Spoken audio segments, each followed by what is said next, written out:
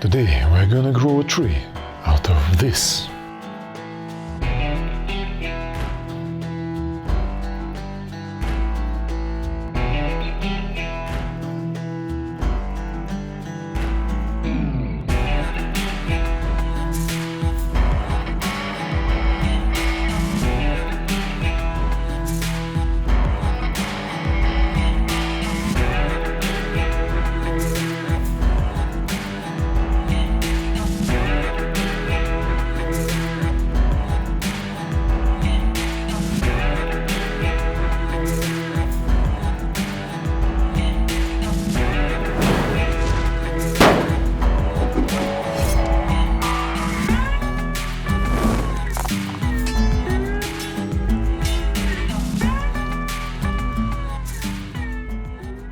Hello everyone, and welcome back to Gerald's Forge, a place where I craft tabletop terrain and occasionally make trees out of household materials.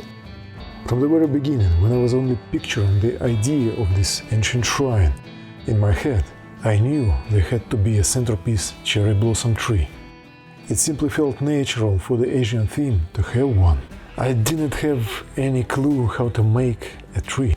In fact, this is the first one I have ever built. So it was inevitable that I would stumble on something and make a mistake or two. But they say that road to success is paved with failures. So I'm going to show you all of it, the whole process, from the idea to the pretty nice piece of scenery. Oh, and speaking about the shrine, if you missed my previous episodes where I explained how I made these functional LED-powered lanterns, make sure you check them out. So let's grow ourselves a tree.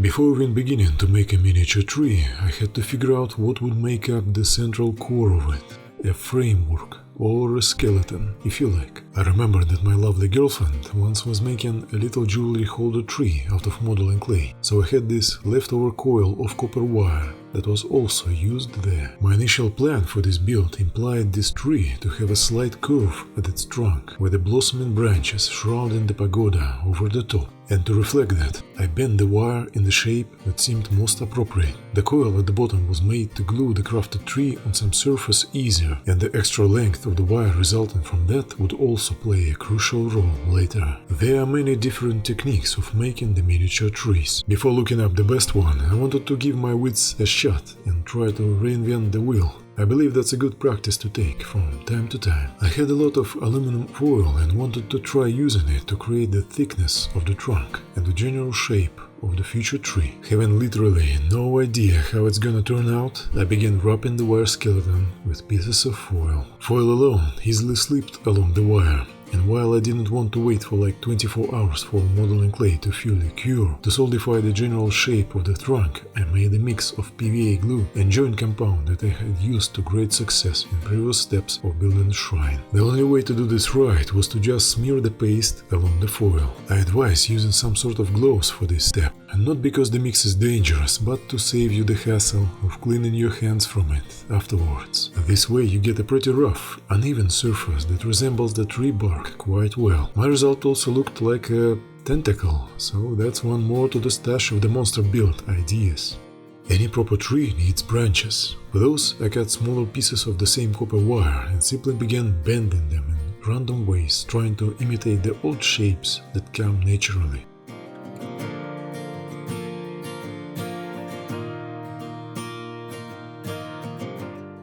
Attaching those to the trunk would prove more difficult. After waiting a couple of hours for the paste to dry, I gave a try to the most obvious way, using super glue to stick the future branches to the trunk, and sprinkling baking soda over the joints to strengthen them.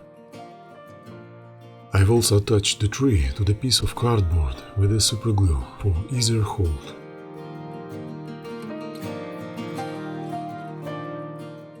And the result of this endeavor started to look more like a tree instead of a tentacle at this point. While I liked how the texture on the bark came out, for this specific setting that would be a bit too rough. Asian-themed blossom tree is supposed to reflect gentleness and serenity, so I went on to sand the most edgy points with a nail file. The bond of superglue and baking soda is strong, but at small surfaces like this, I was afraid it wouldn't be enough to keep the branches firmly. Grabbing some leftover piece of old green stuff I had, I mixed the parts into a putty and began to rub the joints of branches with it. If you're about to only start working with green stuff, here are 2 things to make your life easier. First, have some simple water nearby and continuously wet your fingers and tools before touching the stuff. This will keep it from sticking to them. And second, if you will ever struggle with it sticking to anything but the needed spot, especially at a green stuff surface, just don't do anything with it for 5-10 minutes after mixing blue and yellow parts. Just mix it and leave it alone. Believe me, that's the whole secret, as I learned it the hard way and through the sculpting of tiny details on miniatures. Anyway, with the help of green stuff, the branches began sort of merge with the trunk, making it look still crude, but at least unified.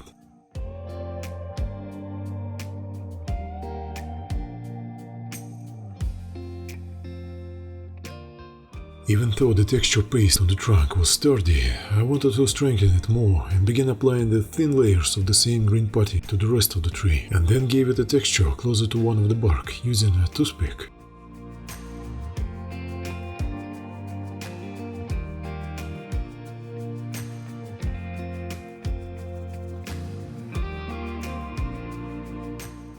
You can't just put the sticks into the trunk and call them branches, can you? And that's why I wanted to find use for these sun-dried branches from the grapevine, as their form was as close to being natural as nothing else I had at my disposal. I cleaned off the tips with cutters and then cut the short sections of randomly picked branches, choosing the ones that looked best. With help of, once again, superglue and baking soda, I secured them to the wires. This takes a little bit of precision and patience as the glue dries.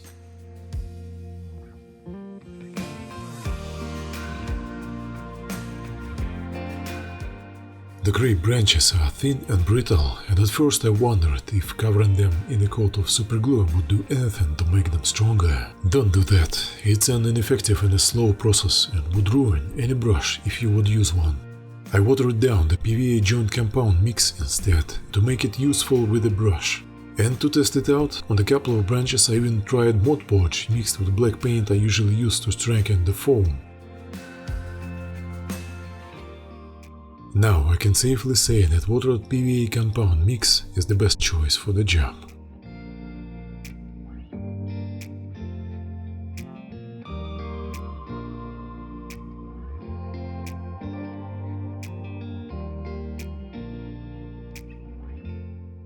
I had a can of acrylic texture paste that still hadn't found its right purpose in its crafting life, so I decided I would give it a shot here. For extra thickness and strength, I also mixed it with quick-drying PVA glue and began applying the resultant paste all over the tree, trying to make the surface resemble the bark texture.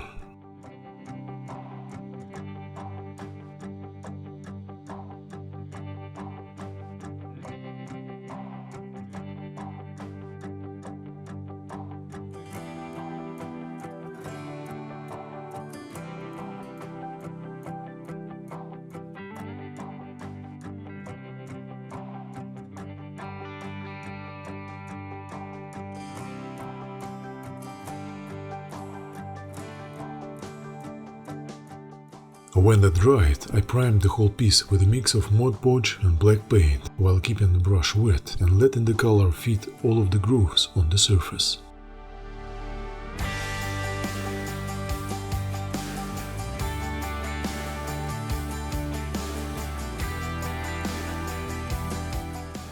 Next came the painting part. I chose the classic, earthly tones for this: beige, orange, a couple of browns, and of course, grey and black.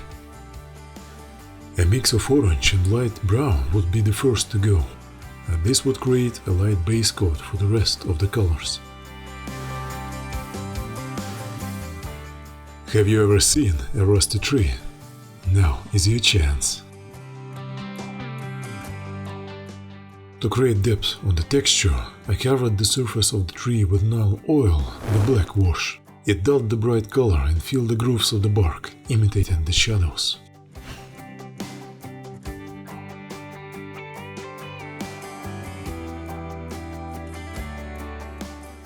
Next would be the simple brown color. Dry brush technique was used to apply it softly on the open parts of the tree, followed by the lighter brown tone.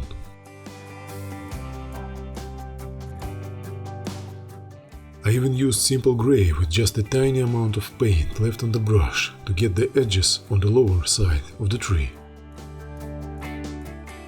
In attempts to make it a little more interesting, I took small bits of green and brown washes and hit a few odd grooves on the bark before leaving the tree to dry.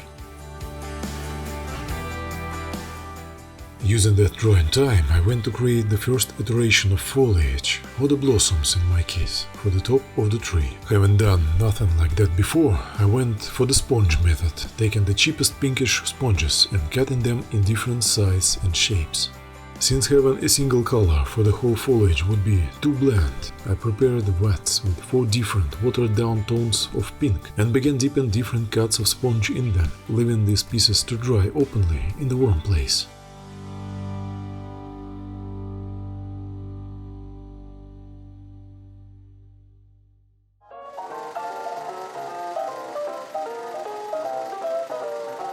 I knew that was going to take quite a time to dry, so for a while I went on to finish the shrine and the bamboo scroll that I built out of foam. Those were to be placed under pagoda on the Ramas hill. Since the shrine was to be ancient, it had to have a stone surface, so the dark grey color was to be its base coat.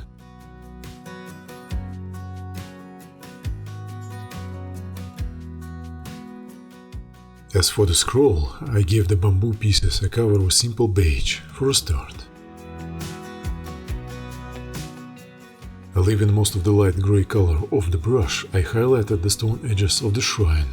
This significantly helps in making it look weathered. The black wash was used to flow into the recesses and engravings, creating the depths on the texture. Seraphim sepia, the yellow tone wash, would go to the scroll to make it aged. Bamboo sticks over the pole of the shrine were covered in light brown, while the ladle, which was supposed to also be wooden, got the light beige coat. While I still had beige paint on the palette, I used dry brush with it to highlight the edges of bamboo sticks and of the scroll.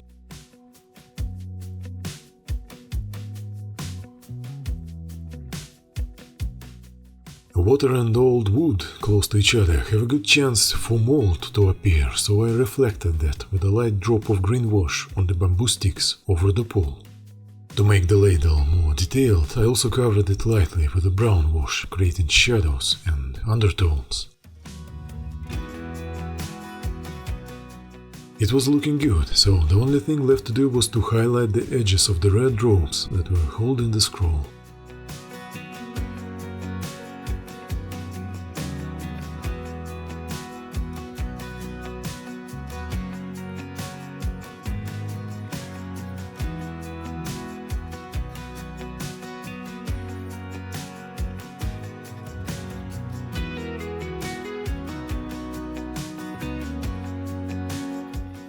And then to put these 2 centerpiece elements under the pagoda where they belong, securing them with PVA glue.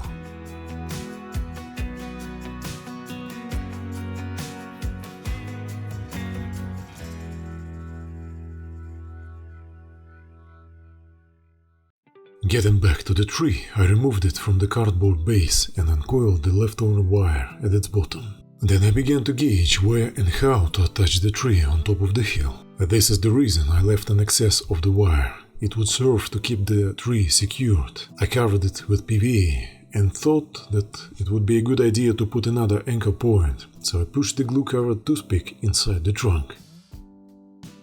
Having pierced the ground with a round-shaped model file for both points to slide into, I began pushing the tree down. Sorry for the big hand here, the process got a little tricky with the wire sliding inside at an angle. After finishing that, I took those colored sponge cuts and began applying them to the branches with super glue. This was a major mistake. Don't try to do it like that, because your hands will require some serious cleaning after all that glue.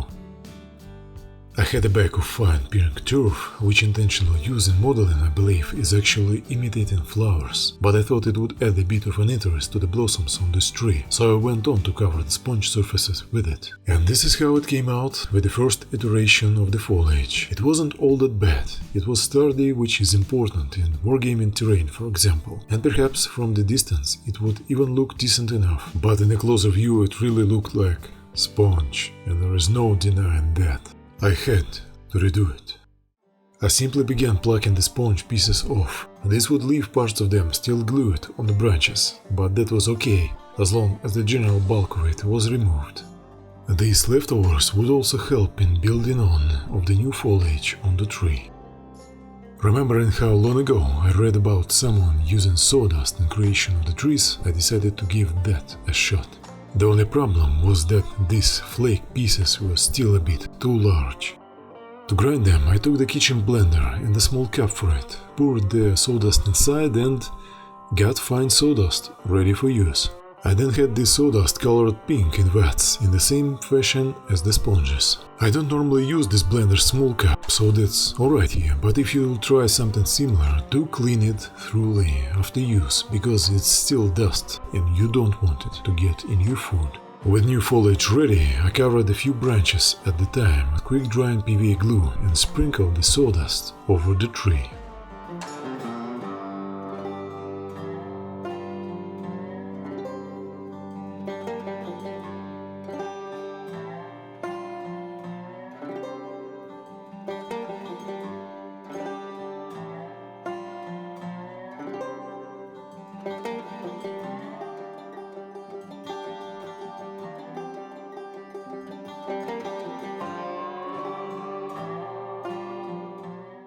That already started to look promising and more natural to what you would expect from the blossom tree.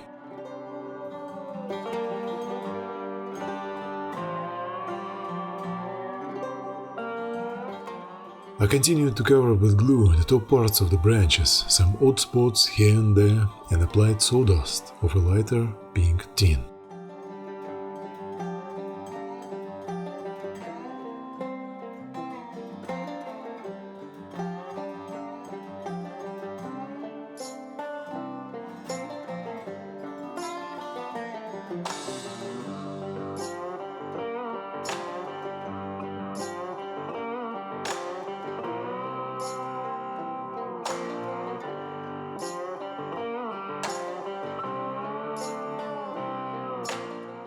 As for the bottom part of the branches, I did it the same way, only here I used the same pink turf I had on the sponges.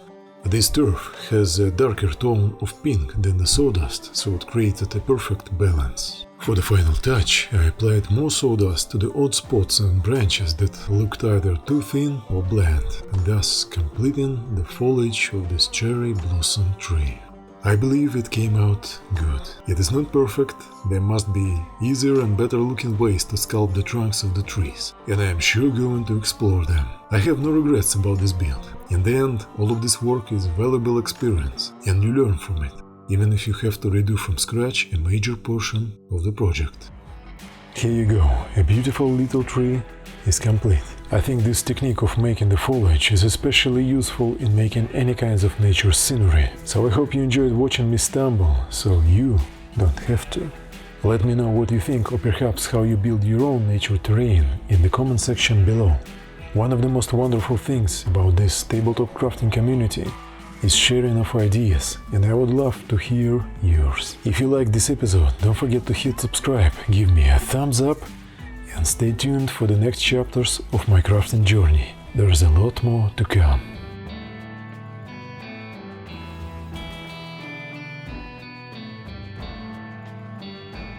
And if you've been enjoying the projects and videos I make, consider checking out my Patreon. I've only recently opened it up and will keep sharing curious sneak peek and bonus footage over there. This is the best way to support my work and me as a content creator, so I would be happy if you stop by. Thank you for watching, and especially thank you for all of your positive comments. Every kind word is an inspiration and means a lot to me. I wish you wonderful gaming, breathtaking adventures, and tales to tell for years to come. And I will see you in the next episode.